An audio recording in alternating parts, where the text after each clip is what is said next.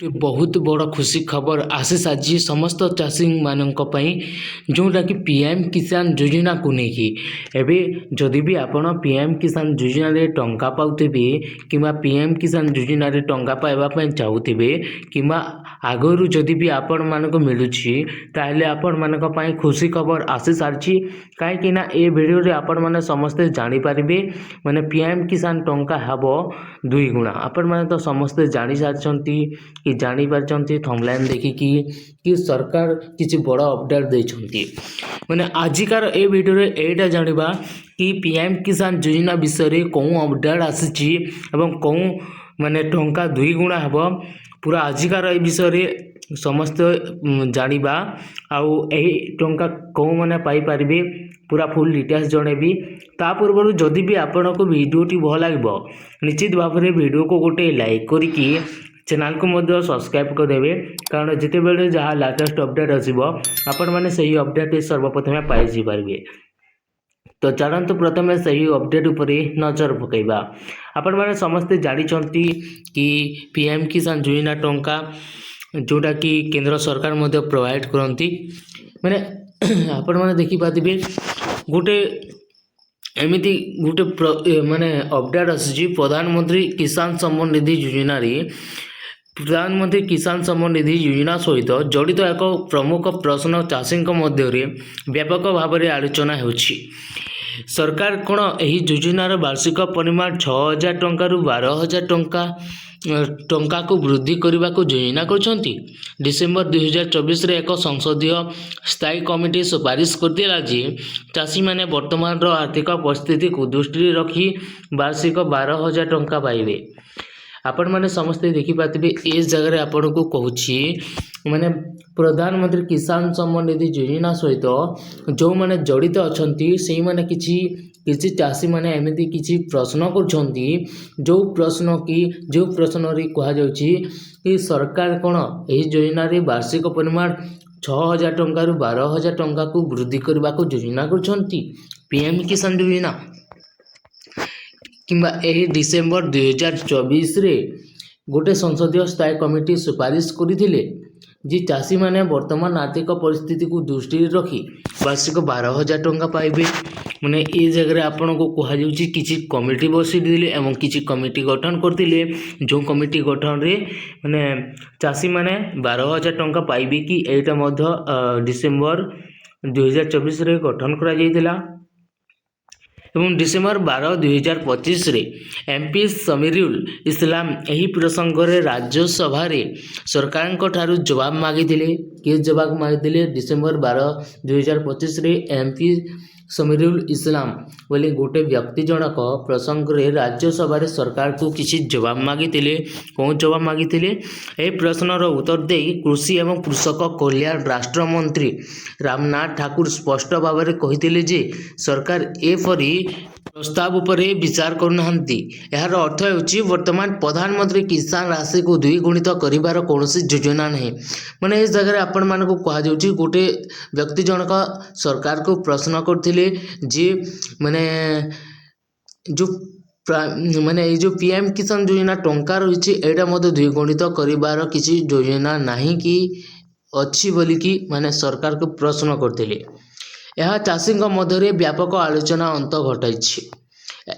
MP Samirul इस्लाम आउ एक गुरुत्वपूर्ण प्रश्न पचारि मैंने कौन प्रश्न पचारि एवं जानिबा। एमपी समीरुल इस्लाम आउ गोटे प्रश्न पचारि प्रधानमंत्री किसान किस्ती पाइबा पई किसान परिचय पत्र पंजीकरण बाध्यतामूलक कि माने जो रही आपण मानकर प्रधानमंत्री किस्ती माने पीएम किसान योजना टंका पाइबा पई चाषी मानक पई किसी परिचय पत्र दरकार कि किसी पंजीकरण बाध्यतामूलक कि माने कहीदेली से जगह उत्तर मिली दिला कौन राज्य मंत्री रामनाथ ठाकुर कहते जे किसान आईडी केवल नूतन पंजीकरण पाई आवश्यक। माने इस जगह आपण को कह जाउछि माने जो पीएम किसान योजना रे जो आवेदन करेंगे से ही आवेदनकारी किसी नूतन कार्यकारी होतिबो माने नूतन पंजीकरण होतिबो एटा आवश्यक बोली कहिसंती। एवं ताहा मध्य से 14टी राज्य रे जोठारे चाषी पंजीकरण प्रस्तुत करिवार जो काम आरंभ हो सारी जो राज्य की यही प्रक्रिया एपर्यंत आरंभ होनी सेठार चाषी माने किसान आईडी बिना मध्य योजना रे लाभ पाइबा पई पंजीकरण करि परिबे। माने इस जगह रे आपन को कहा जाउची जो राज्य रे कि पीएम किसान योजना टंका मिलू नहीं, जो राज्य रे पीएम किसान योजना टंका माने किसी लोक लाभ पाई पार नांती सेही राज्य रे पुणी पाइबा को जाउछंती। तो सेति पई जो टंका पाइबा पई चाउछंती सेही किसी नूतन पंजीकरण दरकार कि किसी किसान आईडी दरकार कि बोली प्रश्न करा जाउछि। मंत्री किसान आईडी पई ए पर्यंत पंजीकरण करनथिबा राज्यर चाषी तथ्य मध्य प्रदान करछंती। माने जो किसान आईडी मध्य रहिछि ए किसान आईडी को नै कि मंत्री किछि ए पर्यंत पंजीकरण करबा पई किछि नूतन ग्राहक मध्य करछंती।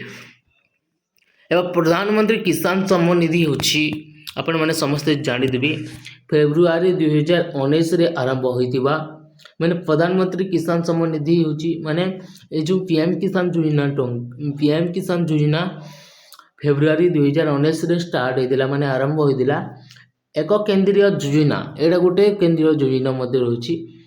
एहार उद्देश्य होछि चाष जमी थिबा चाषी मानक वार्षिक 6000 आर्थिक सहायता प्रदान करिवो। ने जो रहिछि जो मानकर चाष जमी अछि एडा चाषी मानक वार्षिक माने वर्षकु 6000 टंका सहायता प्रदान करिवो बोली एही योजना अंतर्गत रे कहा जाउछि। एही राशि प्रत्येक चाषी को डीबीटी माध्यम रे सीधा सड़क 2000 प्रत्येक तीनोटी किस्ती रे स्थानांतरित करा जाय। माने एही राशि रे कोन करा जाय प्रत्येक चाषी को डीबीटी माध्यम रे सीधा सड़क 2000 टंका लेखा प्रत्येक तीनोटी किस्ती रे स्थानांतरित करा जाय। प्रत्येक अकाउंट को माने प्रत्येक चाषी को माने तीनोटी किस्ती हिसाब रे 2000 टंका प्रदान करा जाय। गोटे वर्ष को 6000 टंका किंतु तथापि योजनार लाभ केवल जमी मालिक चाषी मानक उपलब्ध रही। एटा को माने पाइबा उचित एटा जो माने चाष करछन्ती सेही मानकू एही योजना टंकाटा मध्य पाइबा उचित बोली कहा जाउछि। किछि आर्थिक दृष्टि रे सक्षम वर्ग को बाद दिया जायछि। ए जगह रे आपन को कहा जाउछि माने किछि एमिति लोक रहिचन्ती जो माने चाषी नाही एवं से माने किछि चाष करंती नाही आ से माने ही माने टंका पाउथिले। तो से माने को किछि बाद दिया जायछि माने ए जो योजना रो हटे दिया जायछि। सरकार को अनुଯାयी योजना आरंभ हेबा परठारु 21 किस्ती रे चाषी को अकाउंट रे 4.9 लाख कोटी टंका स्थानांतरित करा जायछि। ए जो रहिछि आपनकर सरकार जो योजना रही योजना आरंभ हेबा परठारु 21 किस्ती रे माने 21 किस्ती चाषी को अकाउंट को 4.9 लाख कोटी टंका माने तांको अकाउंट को पठा जायछि।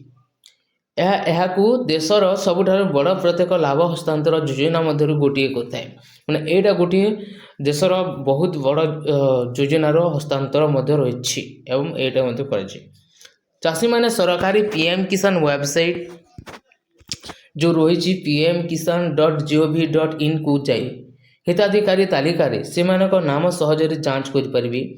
जदि भी आपणक नाम चेक करबा पाई चाहउछंती आपणक लिस्ट जदि भी चेक करबा पाई चाहउछंती किमा आपणक नाम भी जानिबा पाई चाहउछंती किमा जांच करबा पाई चाहउछंती ताले आपण पीएम किसान ऑफिशियल वेबसाइट को जिबे जोटा कि एठी लिखा अछि pmkisan.gov.in को जाई आपण माने कोन करिवे ए जगह रे आपणक तालिकार नाम मध्य जांच करि परिबे। वेबसाइट रे कृषक कल्याण विभाग रे हिताधिकारी तालिका विकल्प चयन करंतु करी राज्य जिला ब्लॉक एवं ग्राम प्रवेश करी संपूर्ण तालिका प्रदर्शित हुए।